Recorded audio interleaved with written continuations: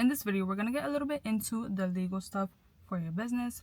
What paperwork do you need to start your cleaning business? So the main one, and the one that everyone just thinks about, is your legal entity. So your LLC. Are you going to be providing your services as a sole proprietor, which you can just use your social security for that?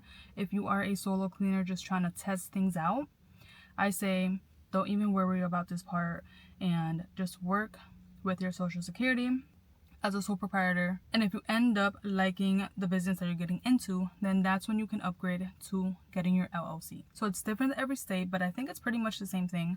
Just go on Google and put how to register for my LLC in my state, and then make sure you're in your state's government website. Don't go to these third-party ones that want to do it for you and charge you an arm and a leg. It's not worth it. You can just do this on your own. It's your own information. It's pretty simple to do. Keep in mind that you do have to pay for your LLC. Definitely not the amount that a third-party website would charge you, and you do have to pay every year to keep it active. Now you're going to get your EIN number, which is basically your social security number for your business. This is free to get, also on your state's government website.